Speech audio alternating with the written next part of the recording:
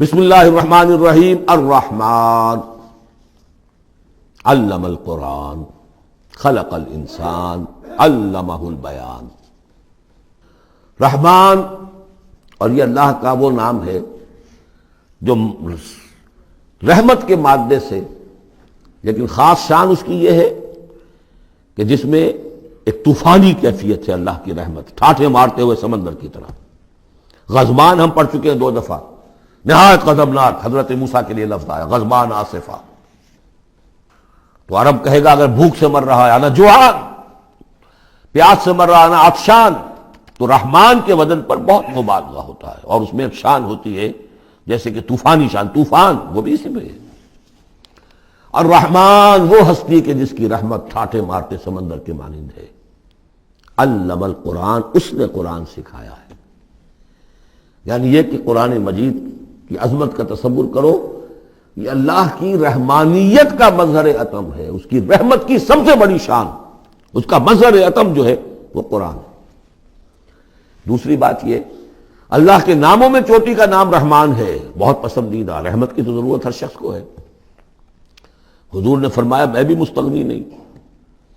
آپ نے ایک موقع پہ فرمایا کہ کوشش جنت میں صرف اپنے اعمال کی بنیاد پر نہیں جائے گا جب تک کہ رحمت خداوندی دستگیری نہ کرے۔ اور حضرت عائشہ سے ہے یہ روایت۔ حضرت عائشہ نے پوچھ لیا، ظاہر بات ہے میاں بیوی کے درمیان ایک بے تکلفی بھی ہوتی ہے، کہ کیا حضور آپ بھی؟ آپ نے فرمایا ہاں میں بھی۔ الا ان یتغمدنی ربی برحمتہ، میں بھی جنت میں نہیں جا سکوں گا مگر اس صورت میں کہ میرا رب مجھے اپنی رحمت سے ڈھانپ لے۔ تو رحمان چوٹی کا نام ہے اللہ کے ناموں میں سے، اور جو علم اللہ نے دیا ہے انسان کو اس میں چوٹی کا علم قرآن ہے۔ ایک علم وہ ہے ریویلڈ نالج جس کی چوٹی یہ ہے، ایک علم ہے ایکوائرڈ نالج، رفتہ رفتہ انسان جا رہا ہے، لیکن سب سے اونچا علم، سب سے بڑا علم خلق الانسان، اسی نے انسان کو بنایا، اور اس کی کریشن کا کلائمیکس انسان ہے، تخلیق کی معراج انسان ہے۔ خلقتہ بیدی، اپنے دونوں ہاتھوں سے بنایا ہے، جس میں عالم امر اور عالم خلق جمع ہو گئے۔ اس سے آگے علمہ البیان، جو صلاحیتیں انسان کو دی ہیں ان میں چوٹی کی صلاحیت جو ہے بیان ہے۔ انسان کو کہا گیا حیوان ناطق، نطق، قوت بیان۔ اور یہ بات ہمیں معلوم ہے کہ یہ جو انسان کا جو برین ہے، ظاہر بات ہے گوریلاز میں بھی ہے، چمپینزیز میں بھی ہے، اور بھی حیوانات کے اندر بھی ہے، گھوڑے کا بھی برین ہے، لیکن یہ برین جیسے جیسے رفتہ رفتہ لوئر اینیمل سے اوپر آپ آ کر دیکھتے ہیں، ہائیسٹ انسان کے اندر آ کر اس کا جو گرے میٹر ہے، وہ جو ہائیسٹ ایوالوڈ فارم ہے، اس میں مختلف ایریاز ہیں۔ یہ ویژن کا ایریا ہے، آنکھ سے جو انفارمیشن جا رہی ہے وہ پھر ڈسائفر ہوتی ہے گرے میٹر کے اس پچھلے حصے کے اندر، ہیئرنگ ایریا ہے۔ لیکن سب سے بڑا رقبہ جو ہے وہ ہے اسپیچ سینٹر، اور اس کے 2 حصے ہیں، دوسرے کی بات سننا اور سمجھنا، پھر اپنی بات کہنا۔ یہ 2 ایسپیکٹس ہیں اس کے۔ تو اسپیچ سینٹر، اس میں دونوں چیزیں آ جائیں گی، کلام کا فہم اور پھر کلام کو دوسروں تک پہنچانا۔ تو علمہ البیان، اللہ نے صلاحیتیں تو اور بھی دی انسانوں کو بہت سی، آنکھ بھی دی، کان بھی دیا، لیکن یہ آنکھ اور کان تو حیوانات میں بھی ہے، بلکہ بعض حیوانات کی بصارت ہم سے کہیں زیادہ آگے ہے۔ بعض حیوانات وہ ہیں کہ جنہیں روشنی کی بھی ضرورت نہیں دیکھنے کے لیے، بغیر اندھیرے میں بھی دیکھتے، ہم تو اندھیرے میں نہیں دیکھ سکتے۔ اس طرح کان، گھوڑے کا کان جو ہے اس کے کان کھڑے ہو جاتے ہیں اینٹنا کی طرح سے، اگر کہیں سے آہٹ ہو، جب یہ اپنے گھوڑ سوار نے کچھ نہیں دیکھا تو نہ سنا ہے، لیکن ذرا سی آہٹ کہیں کہ گھوڑے نے سن لی۔ اس حوالے سے باقی چیزیں جو ہیں ان میں تو یہ کہ علیحدہ علیحدہ گنا جائے گا تو صلاحیتیں باقی شاید انسان سے بہتر بھی دوسرے حیوانات میں ہیں۔ سونگھنے کی صلاحیت کتے میں جتنی ہے، ہمارے پاس تو 1/100 بھی نہیں۔ حیوانات میں سونگھنے کا ایریا جو ہے وہ بہت بڑا ہوتا ہے برین کے اندر، وہ سونگ کر چیزوں کو اندازہ کرتے ہیں کھانے کی ہے کہ نہیں ہے۔ لیکن انسان کے ہاں آ کر ہائیسٹ لیول آف برین میں یہ اسپیچ سینٹر ہے۔ اب یہ جو 4 آیتوں سے 3 جملے بنے، الرحمن آیت 1 ہو گئی لیکن جملہ تو نہیں بنا۔ الرحمن مبتدا ہے، علم القرآن خبر ہے، جملہ اب بنا، تو جملے 3 ہوئے، الرحمن علم القرآن خلق الانسان علمہ البیان۔ اس کو جو ریشو پروپورشن کا قاعدہ ہوتا تھا نسبت و تناسب کا حساب میں ارتھمیٹک میں 3 ویلیوز دی گئی ہیں، چوتھی تلاش کرو، چوتھی ویلیو اس میں کیا ہے جو مضمر ہے، چھپی ہوئی ہے؟ انسان کو جو بہترین صلاحیت اللہ نے دی ہے قوت بیان، اس کا مصرف بھی ہونا چاہیے بہترین۔ اس کا بہترین مصرف یہ ہے کہ قرآن سمجھو اور سمجھاؤ، قرآن پڑھو اور پڑھاؤ۔ جیسے کہاوت ہے کہ توپ اس لیے نہیں بنتی کہ اس سے مکھیاں ماری جائے، اسی طرح اتنی بڑی صلاحیت جو تمہیں اللہ نے دی ہے، اسی صلاحیت کو وکلاء استعمال کرتے ہو، جو اچھا آرگو کر سکے اس کی فیس بڑھتی چلی جاتی۔ ڈیماگوگ کوئی لیڈر ہے، بڑی اچھی تقریر کر سکتا ہے، وہ مرنے مارنے پر جو ہے مجمع کو آمادہ کر دے گا، لوگوں کو آمادہ کر دے گا، وہ اپنی گردنیں کٹوا دیں گے، لیڈر بن جائے گا۔ تو یہ صلاحیت جو ہے اس لیے نہیں ہے کہ تو دنیا میں لیڈریاں اپنی بناؤ اس کے ذریعے سے، اس کا مصرف کیا ہے؟ قرآن سمجھو اور سمجھاؤ۔ یہ ہے بیان، اللہ کا بیان۔ اس بیان کو سمجھنا، پہلے تو اسپیچ سینٹر کا وہ حصہ جو ہے اس کو سمجھے، اور پھر اسپیچ سینٹر کا جو دوسرا جو حصہ ہے وہ اس کو بیان کرے۔ چنانچہ اس کو کھول کر بیان کر دیا محمد رسول اللہ صلی اللہ علیہ وسلم نے۔ حدیث ہے آپ کی جس کے راوی ہیں عثمان ابن عفان۔ دیکھیے نام کے اندر بھی وہ قافیہ مل رہا ہے، الرحمن علم القرآن خلق الانسان علمہ البیان عن عثمان ابن عفان۔ اب عفان کے بیٹے عثمان نے روایت کیا، حضور نے فرمایا خیرکم من تعلم القرآن وعلمہ، اور خیر یہاں پر سپرلیٹو کے سنس میں آ رہا ہے، تم میں بہترین لوگ وہ ہیں جو قرآن سیکھیں اور سکھائیں۔ اب سورہ قمر کے فوراً بعد یہ وَلَقَدْ يَسَّرْنَا الْقُرْآنَ لِلذِّكْرِ فَهَلْ مِن مُدَّكِرٍ الرحمن علم القرآن خلق الانسان علمہ البیان الشمس والقمر بحسبان۔ یہ سورج اور چاند سب ایک حساب کے ساتھ ہیں، ان کی گردش حساب کے ساتھ ہے، اسی حساب سے دن بن رہے ہیں، راتیں بن رہی ہیں، ہفتے اور سال اور مہینے بن رہے ہیں۔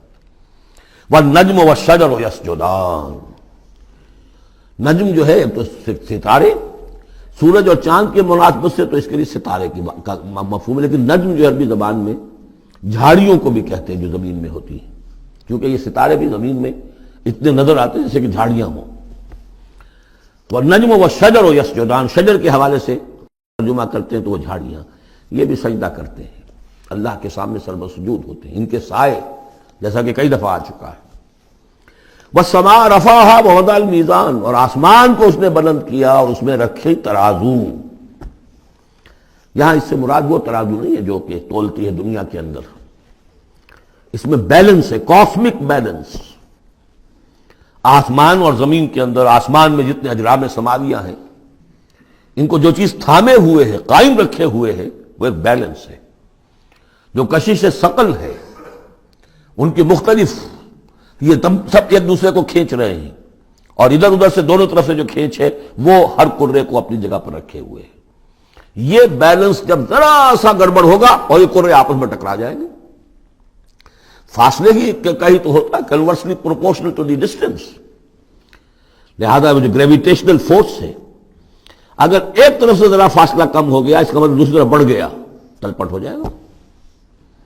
تو یہ کاسمک بیلنس ہے۔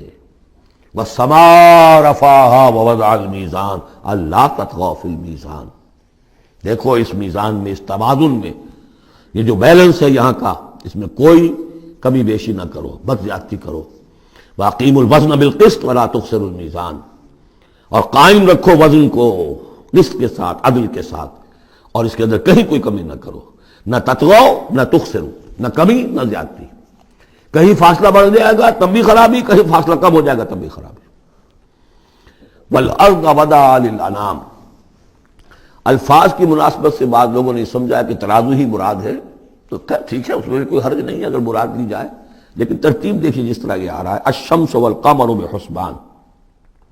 اب اس کے حوالے سے یہ گویا کہ کاسموس کی بات ہو رہی ہے، اس کاسموس کی بات کے بعد نیچے اتر کے وَالْأَرْضَ وَضَعَهَا لِلْأَنَامِ، تدریجاً نیچے آ رہے ہیں، اور زمین کو ہم نے بنا دیا، رکھ دیا لوگوں کے لیے، پست کر دیا، ان کے قدموں میں بچھا دیا اپنی مخلوقات کے لیے۔ اور مخلوقات میں انسان بھی ہیں، جنات بھی ہیں۔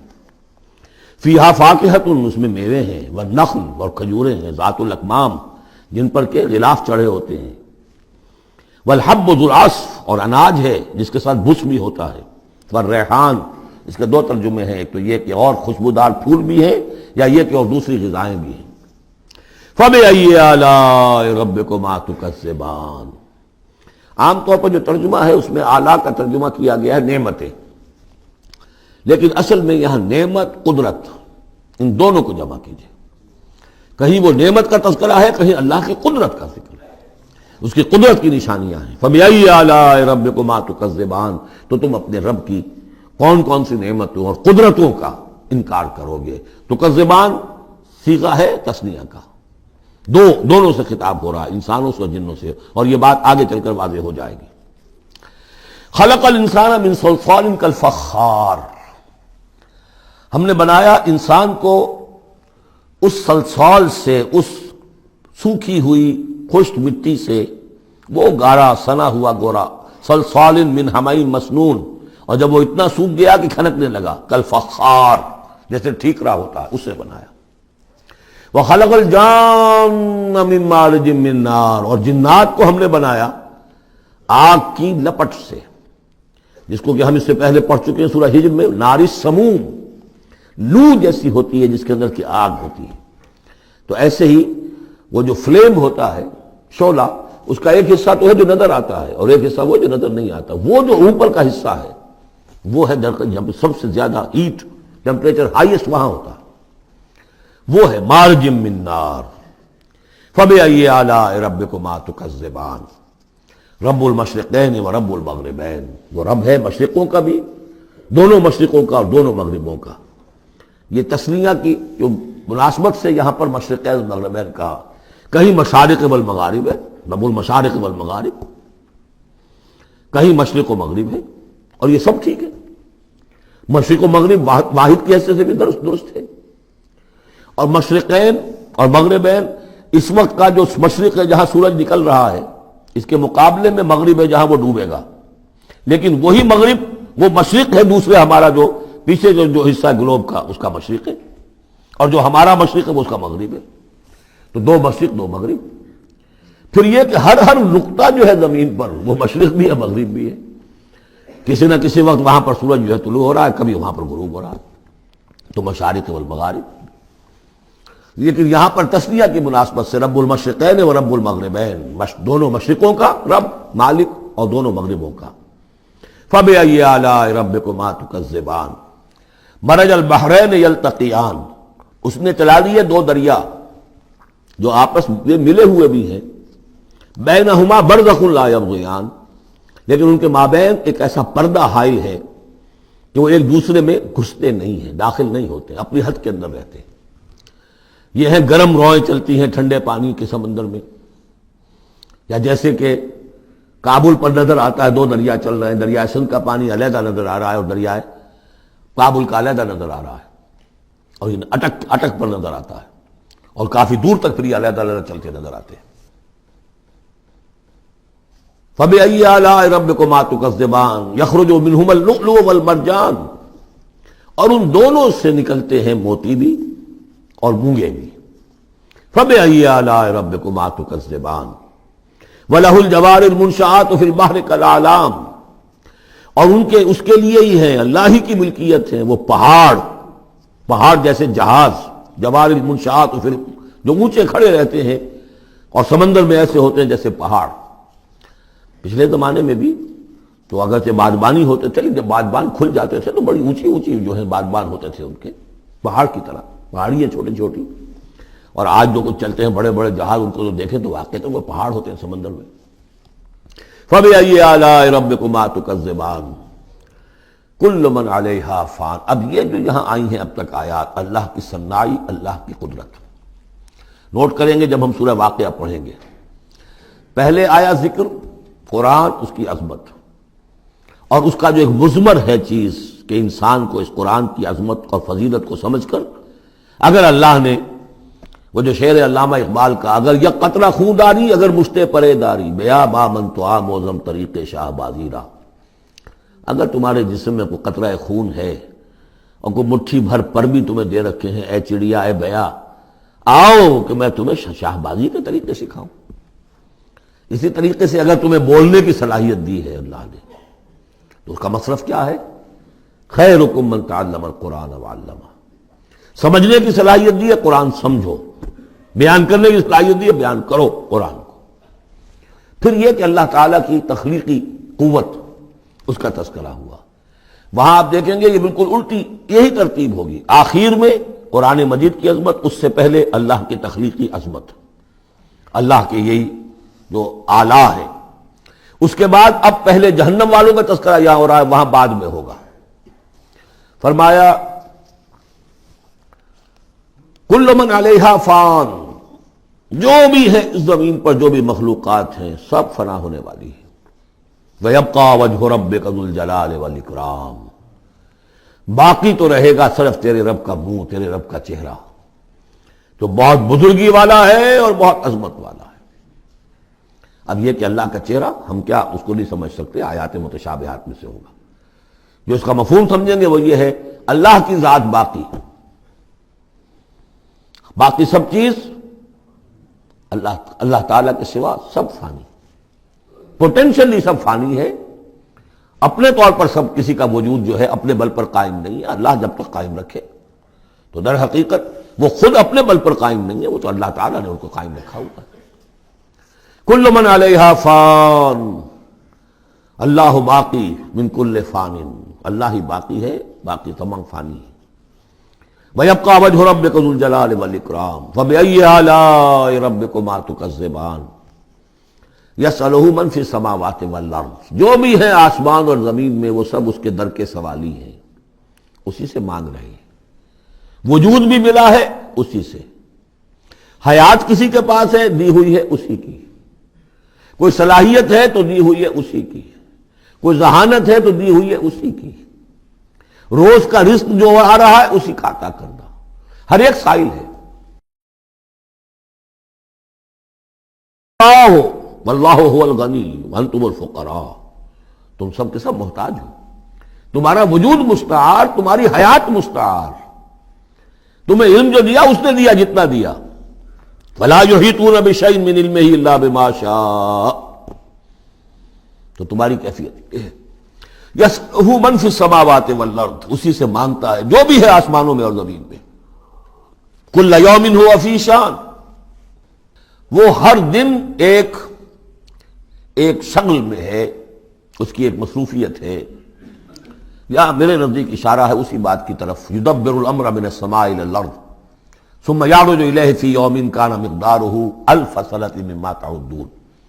تدبیر امر ہے، ایک دن کی تدبیر وہ کرتا ہے، کیا کچھ اگرچہ وہ ایک دن اس کا 1000 سال کا ہے، اس میں کیا کیا ہونا ہے، کس طرح سے ہونا ہے، پھر وہ احکام کی تنفیذ ہوتی ہے، پھر اس کی رپورٹ ہے، اس کو واپس جاتی ہے۔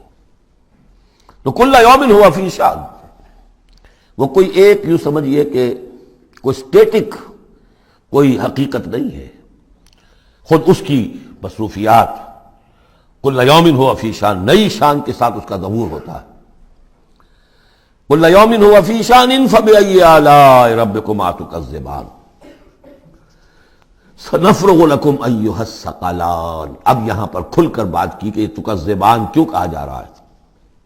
ہم جلد ہی فارغ ہو جائیں گے تمہارے لیے، اے دو بھاری قافلوں، اے انسانوں کا قافلہ اور اے جنات کے قافلے۔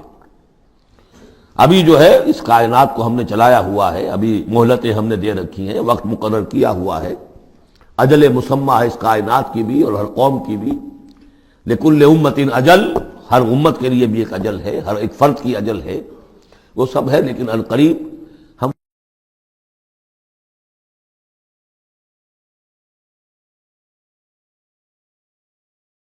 فَبِأَيِّ آلَاءِ رَبِّكُمَا تُكَذِّبَانِ، تو اے جنات اور اے انسانوں کی جماعتوں، تم اپنے رب کی کن کن نعمتوں کا اور کن کن صنائیوں کا، کن کن قدرتوں کا انکار کرو گے۔ یا معشر الجن والانس ان استطعتم ان تنفذوا من اقطار السماوات والارض فانفذوا لا تنفذون الا بسلطان فبأي آلاء ربكما تكذبان یرسل علیکما شواظ من نار ونحاس فلا تنتصران فبأي آلاء ربكما تكذبان صدق اللہ العظیم۔ چونکہ اس سے پہلے آیت آ چکی ہے سنفرغ لکم ایھا الثقلان، دو بھاری قافلے جو ہیں اللہ تعالیٰ کی مخلوقات میں سے، ایک قافلہ انسانیت اور ایک قافلہ جو جنوں پر مشتمل ہے۔ اب یہاں اس آیت میں آیت نمبر 33 میں براہ راست ان سے خطاب ہے، اے گروہ جن اور اے گروہ انس، یا معاشر الجن والانس ان استطعتم، اگر تمہارے اندر استطاعت ہے، طاقت رکھتے ہو، ان تنفذوا من اقطار السماوات والارض، کہ تم نکل بھاگو آسمانوں اور زمین کے دائروں سے، کناروں سے، تنفذوا تو نکل جاؤ، لا تنفذون الا بسلطان، نہیں نکل سکو گے مگر اللہ تعالیٰ کی سرعت کے ساتھ۔ یہ آیت مبارکہ مشکلات القرآن میں سے ہے، پوری طرح ہم شاید ابھی نہ سمجھ پائیں جب تک کہ اور ہمارا علم جو ہے کائنات کے بارے میں، کاسموس کے بارے میں اور علم بڑھ نہیں جاتا۔ لیکن یہ کہ عام طور پر یہ سمجھا گیا ہے کہ یہ انسان اور جن جو ہیں ایک حد تک ان کی رسائی ہے اس کائنات کے اندر، اس سے آگے نہیں۔ جیسے کہ آ چکا ہے، میں پہلے بھی بیان کیا ہے کہ جنات کے لیے غالباً یہ ہمارا جو سولر سسٹم ہے، یہ پورا جو ہے یہ ان کی جولان گاہ ہے، اس میں یہ جائیں جدھر جائیں چلے جائیں، اس سے آگے نہیں۔ انسانوں کا معاملہ یہ ہے کہ وہ اس کے اندر بھی جو بھی فاصلہ طے کرتے ہیں، وہ ظاہر بات ہے کہ وہ اس کے لیے مشینیں ایجاد کر کے جہاں تک جا رہے ہیں، لیکن اس پورے سولر سسٹم تک بھی ان کی رسائی ممکن نہیں ہوگی۔ لیکن یہ کہ ایک گمان میرا ہے جو میں آپ کے سامنے پیش کر رہا ہوں کہ قرآن مجید جب آسمانوں اور زمین کی بات کرتا ہے تو وہ مراد ہوتی ہے کل کائنات، کل یونیورس، اور کل یونیورس کے کناروں سے نکل بھاگنا، اس کے کیا معنی ہے؟ اس کے معنی یہ ہے معدوم ہو جانا، یعنی یہ کہ جہنم میں پڑنے والے چاہیں گے کہ ہم معدوم ہو جائیں۔ کاش کہ جیسا کہ ہم نے پڑھا تھا سورہ نساء میں، فَكَيْفَ إِذَا جِئْنَا مِن كُلِّ أُمَّةٍ بِشَهِيدٍ وَجِئْنَا بِكَ عَلَىٰ هَٰؤُلَاءِ شَهِيدًا۔ اس روز انسان چاہیں گے کہ اس طرح زمین شق ہو جائے، وہ اس میں دھس جائے اور زمین اوپر سے برابر کر دی جائے۔ یہ تو ہوگا یوم الحساب کو۔ لیکن سوال یہ ہے کہ من اقطار السماوات والارض، تمام آسمانوں اور زمین کے کناروں سے نکل بھاگنا، معدوم ہونا، یہ بھی بس میں نہیں ہے۔ اللہ کے اذن سے ہی ہم بنے ہیں، ہمیں وجود عطا ہوا ہے، اور اللہ ہی کا اختیار ہے جو ہمیں معدوم کر سکتا ہے۔ ہم لاکھ چاہیں کہ معدوم ہو جائیں، معدوم نہیں ہو سکتے، یہ بھی ہمارے اختیار سے باہر ہے۔ اذن رب ہی ہو تو ہم معدوم ہوں بغیر اذن رب۔ یہاں پر ویسے جو اللہ بسلطان، اللہ کا حکم، اللہ کی مرضی، اللہ کی سند، اس طرح کی کوئی بات ہے، اگرچہ عام طور پر بات وہ سمجھی گئی ہے جو پہلے میں نے بتایا، میرا گمان یہ ہے واللہ عالم۔ بہرحال مشکلات القرآن میں سے ہے۔ فَبِأَيِّ آلَاءِ رَبِّكُمَا تُكَذِّبَانِ، تو تم اپنے رب کی کن کن نعمتوں اور کن کن صناعیوں اور کاریگریوں اور کن کن قدرتوں کا انکار کرو گے۔ یرسل علیکما شواظ من نار، تم پر پھینکے جائیں گے شعلے بھڑکتے ہوئے آگ کے، ونحاس، اور دھواں ملا ہوا، وہ آگ جس میں کہ دھواں ملا ہوا ہو، فلا تنتصران، پھر تم بدلہ نہیں لے سکو گے۔ فَبِأَيِّ آلَاءِ رَبِّكُمَا تُكَذِّبَانِ فَإِذَا انشَقَّتِ السَّمَاءُ، جب آسمان پھٹ جائے گا، فَكَانَتْ وَرْدَةً كَالدِّهَانِ، تو ایسے ہو جائے گا گلابی رنگ کا جیسے کہ تیل کی تلچھٹ ہوتی ہے۔ جب تیل کو صاف کیا جاتا ہے تو اس کے نیچے جو تلچھٹ رہ جاتی گلابی رنگ کی۔ فَبِأَيِّ آلَاءِ رَبِّكُمَا تُكَذِّبَانِ فَيَوْمَئِذٍ لَا يُسْأَلُ عَنْ ذَنبِهِ إِنسٌ وَلَا جَانٌ، تو اس روز کوئی پوچھنے کی ضرورت نہیں ہوگی ان کے گناہوں کے بارے میں، نہ انسانوں سے نہ جنوں سے۔ اللہ تعالیٰ پوچھے گا، حساب کتاب بھی ہوگا، لیکن یہ کہ اپنی جگہ پر ہر ایک کے چہرے پر لکھا ہوگا اس کا انجام۔ بل الانسان علی نفسہ بصیرہ، چنانچہ کئی جگہ قرآن مجید میں نقشہ کھینچا گیا ہے، میدان قیامت میں جب لوگ کھڑے ہوں گے، کچھ لوگوں کے چہرے تر و تازہ ہوں گے، کچھ لوگوں کے اوپر مردنی چھائی ہوئی ہوگی، جس کی مثال بہترین ہوتی ہے ہائی سکولز کے اندر۔ ہر سال جب ڈکلیئر کرتے ہیں امتحان، سالانہ امتحان کا نتیجہ، تو جب کھڑے ہوتے ہیں طالب علم سننے کے لیے، تو بعض لوگوں کے چہروں کے اوپر لکھا ہوتا ہے کہ یہ فیل ہونے، اس لیے کہ انہیں معلوم ہے لکھ کر کے آئے تھے ہم، اور بعض کے چہرے تر و تازہ ہوتے ہیں، انہیں اگر فکر ہوتی ہے تو اس کی کہ میں فرسٹ آتا ہوں یا نہیں آتا، بس اس کی تشویش ہو سکتی ہے، لیکن یہ کہ انہیں کوئی اندیشہ یہ نہیں ہوتا کہ وہ فیل ہو جائیں گے۔ تو فَيَوْمَئِذٍ لَا يُسْأَلُ عَنْ ذَنبِهِ انس ولا جان، اس دن پوچھا جانا ضروری نہیں ہوگا کسی سے بھی، نہ جن سے نہ انس سے، ان کے گناہ کے بارے میں۔ فَبِأَيِّ آلَاءِ رَبِّكُمَا تُكَذِّبَانِ يُعْرَفُ الْمُجْرِمُونَ بِسِیمَاهُمْ، پہچان لیے جائیں گے مجرم اپنے چہروں سے، چہرے ان کے اترے ہوئے ہوں گے، انہیں تو معلوم ہوگا۔ یعرف المجرمون بسیماہم فیؤخذ بالنواصی والاقدام، پھر ان کو پکڑا جائے گا ان کی پیشانی کے بالوں سے اور پاؤں سے، یعنی ہر ایک کو کوئی فرشتہ جو ہے وہ ادھر سے اس کی پیشانی کے بال پکڑے گا اور ادھر سے اس کی ٹانگیں پکڑ کر ٹاس کرے گا اسے۔ فَبِأَيِّ آلَاءِ رَبِّكُمَا تُكَذِّبَانِ هَٰذِهِ جَهَنَّمُ الَّتِي يُكَذِّبُ بِهَا الْمُجْرِمُونَ، جب پھینکا جائے گا اسے جہنم، یہ ہے وہ جہنم کہ جس کو جھٹلاتے رہے تھے وہ لوگ کہ جو جھٹلانے والے تھے۔ هَٰذِهِ جَهَنَّمُ الَّتِي يُكَذِّبُ بِهَا الْمُجْرِمُونَ، جسے مجرم گناہ گار جھٹلاتے رہے۔ یطوفون بینہا و بین حمیم آن، اب وہ چکر لگاتے رہیں گے، اس آگ سے نکلیں گے، پانی پینا چاہیں گے تو وہ پانی کھولتا ہوگا، حمیم آن، کھولتے پانی کے اور اس آگ کے درمیان۔ فَبِأَيِّ آلَاءِ رَبِّكُمَا تُكَذِّبَانِ، اب یہ تو اہل جہنم کا انجام ہے جو یہاں بیان ہو گیا۔ یہاں جنتیوں کے انجام سے پہلے ان کا بیان ہے، سورہ واقعہ میں پہلے جنتیوں کا بیان آئے گا اور پھر اہل جہنم کا بیان آئے گا، ترتیب عکسی۔ وَلِمَنْ خَافَ مَقَامَ رَبِّهِ جَنَّتَانِ، اور جو بھی اپنے رب کے حضور میں کھڑے ہونے سے ڈرتا رہا، لرزا و ترسا رہا، اس کے لیے دو جنتیں ہیں۔ یہ دو جنتیں کیوں کہی گئی؟ اس کے لیے جو توجیہ میری سمجھ میں آئی ہے اس میں مجھے خاصا اطمینان ہے، انشراح ہے، کہ جنتیں جو جنوں کے لیے ہوں گی وہ علیحدہ جنت ہے، انسانوں کے لیے علیحدہ ہے۔ ظاہر بات ہے دونوں کے احساسات جدا ہیں، دونوں کے ذوق جدا ہیں، دونوں کے مذاق جدا ہیں، لہذا ایک جنت ہے کہ جو انسانوں کے لیے ہے اور ایک جنت ہے کہ جو جنات کے لیے ہے۔ ایک ہی طرح کی چیزیں ان دونوں کے لیے پلیزنٹ اور ان دونوں کے لیے جو ہو سکتی ہیں مسرت اور سرور آمیز، وہ ایک طرح کی نہیں ہو سکتی، ان کے تقاضے مختلف ہوں گے۔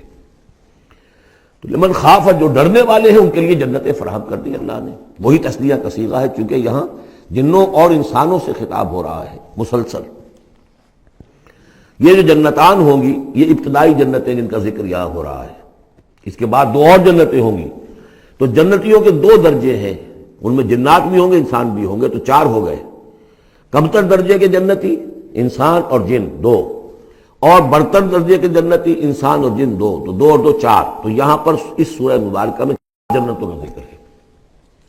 پہلے یہ کمتر درجے کے جنتیوں کا ذکر ہو رہا ہے۔ وَلِمَنْ خَافَ مَقَامَ رَبِّهِ جَنَّتَانِ فَبِأَيِّ آلَاءِ رَبِّكُمَا تُكَذِّبَانِ ذَوَاتَا أَفْنَانٍ، اس کی بہت سی شاخیں ہوں گی اس جنت کی۔ فَبِأَيِّ آلَاءِ رَبِّكُمَا تُكَذِّبَانِ فِيهِمَا عَيْنَانِ تَجْرِيَانِ، ان دونوں میں چشمے ہیں۔ اب عینان، ایک ایک جنت میں ایک ایک چشمہ ہے جو بہہ رہا ہے۔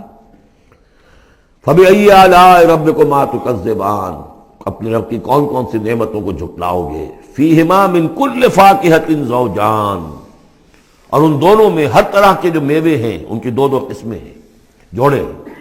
فَبِأَيِّ آلَاءِ رَبِّكُمَا تُكَذِّبَانِ مُتَّكِئِينَ عَلَىٰ فُرُشٍ بَطَائِنُهَا مِن اسْتَبْرَقٍ وَجَنَى الْجَنَّتَيْنِ دَانٍ، اور وہ وہاں تکیہ لگائے ہوں گے، سہارا لگائے ہوں گے ایسے فرشوں پر کہ جن کے استر بنے ہوئے ہوں گے گاڑھے ریشم کے، استر ہوں گے گاڑھے ریشم کے، تو جو ان کا اصل جو اوپر کا حصہ ہوگا وہ کس شے کا ہوگا، گویا کہ وہ تمہارے تصور سے باہر ہے۔ وَجَنَى الْجَنَّتَيْنِ دَانٍ، اور دونوں جو باغ ہیں دونوں جنتوں کے، ان کے جو پھل ہیں میوے وہ جھک رہے ہوں گے، نیچے کو ہوں گے، تاکہ آرام سے جنتی جو ہے جو چاہے حاصل کر لے۔ فَبِأَيِّ آلَاءِ رَبِّكُمَا تُكَذِّبَانِ فِيهِنَّ قَاصِرَاتُ الطَّرْفِ، ان جنتوں میں ہوں گی وہ عورتیں کہ جن کے نگاہیں نیچے جھکی ہوئی ہوں گی۔ عورت کے اندر شرم اور حیا جو ہے اس کا خاص زیور ہے، یہ خود اس کے حسن کا ایک حصہ ہے، تو نگاہوں کا نیچا ہونا یہ اصل میں حیا اور شرم کی علامت ہے، نیچے نگاہ والی۔ لم یطمثن انس قبلہم ولا جان، ان کو چھوا نہیں ہوگا اس سے پہلے نہ کسی انسان نے نہ جن نے، ان سے پہلے۔ یعنی ظاہر بات ہے کہ جو جنوں کی جنت ہے اس میں ان کی مناسبت سے ان کے لیے بیویاں ہوں گی، اور جو مردوں کی انسانوں کی جنت ہے ان کے لیے ان کی مناسبت سے ہوں گی، اور وہ جو ہوں گی جو جنت جو جنات کی ہے ان میں جو بھی ان کے لیے ہوں گی ان کی بیویاں انہیں بھی کسی جن نے پہلے چھوا نہیں ہوگا، اور اسی طرح انسانوں کے لیے جو جنت ہوگی اس میں جو ان کو بیویاں دی جائیں گی ان کو کسی انسان نے پہلے نہیں چھوا ہوگا۔ فَبِأَيِّ آلَاءِ رَبِّكُمَا تُكَذِّبَانِ كَأَنَّهُنَّ الْيَاقُوتُ وَالْمَرْجَانُ، وہ جو ہوں گی بیویاں دی جائیں گی ان جنتوں میں وہ ایسے ہوں گی جیسے لال اور مونگے۔ فَبِأَيِّ آلَاءِ رَبِّكُمَا تُكَذِّبَانِ هَلْ جَزَاءُ الْإِحْسَانِ إِلَّا الْإِحْسَانُ، کیا احسان کا، بھلائی کا، نیکی کا بدلہ احسان اور بھلائی کے سوا بھی کچھ ہو سکتا ہے؟ ان لوگوں نے اللہ کے لیے، اللہ کے دین کے لیے، اللہ کے احکام کی پابندی میں جو کچھ بھی انہوں نے محنتیں کی، کوششیں کی، اب ظاہر بات ہے کہ اللہ تعالیٰ کو اس کا بدلہ انہیں دینا ہے انہی صورتوں میں۔ وَمِن دُونِهِمَا جَنَّتَانِ، اور ان سے پرے دو جنتیں اور ہیں۔ اب اس میں مفسرین کے مختلف اقوال ہیں، پہلی جنتیں کن کی ہیں، دوسری جنتیں کن کی ہیں، اس لیے کہ اس کے لیے دو الفاظ جو آئیں گے سورہ واقعہ میں آئیں گے کہ ایک اصحاب الیمین ہے اور ایک مقربون ہے۔ ایک وہ ہے جو آگے اللہ کے بہت ہی مقرب بارگاہ ہو جاتے ہیں، اولئک المقربون، اور ایک وہ ہیں کہ جو داہنے والے ہیں، اور ایک ہے شمال والے۔ تو ایک تو ہے بنیادی، یہ گمراہ تھے، یہ جہنمی، یہ نیک تھے، اور یہ جو ہے جنتی ہیں، لیکن ایک ہے بہت آگے والے، فالسابقون السابقون اولئک المقربون، وہ لوگ جو آگے نکل جانے والے ہیں، وہ جو بلند تر نیکیوں والے ہیں، بلند تر مقامات والے ہیں۔ جیسے کہ سورہ توبہ میں ہم نے پڑھا تھا والسابقون الاولون من المہاجرین والانصار والذین اتبعوہم بإحسان، تو دو درجے ہو گئے تھے۔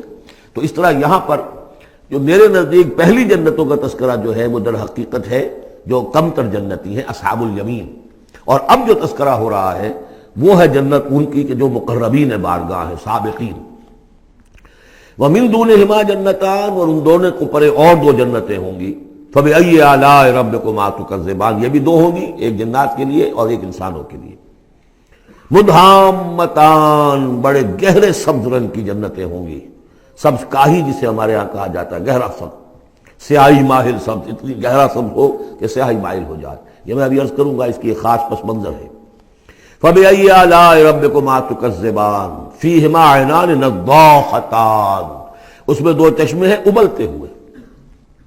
فَبِأَيِّ آلَاءِ رَبِّكُمَا تُكَذِّبَانِ فِيهِمَا فَاكِهَةٌ وَنَخْلٌ وَرُمَّانٌ، اس میں میوے ہیں، کھجوریں ہیں، انار ہیں۔ فَبِأَيِّ آلَاءِ رَبِّكُمَا تُكَذِّبَانِ، یہ یوں سمجھیے کہ ایک تو ہے خالص عربی ذوق، اور عرب کا جو ایک خاص ماحول تھا، اور خاص طور پر عرب کا وہ علاقہ جس میں قرآن نازل ہوا ہے، حجاز، پہاڑی علاقہ ہے، اس میں جب آتے تھے چشمے اور جب بہہ جاتی تھی وادیاں تو ابلتی ہوئی پہاڑی چونکہ چشمے جیسے ہوتے ہیں، پہاڑی نالے، تو ان کے اندر جوش و خروش ہوتا ہے۔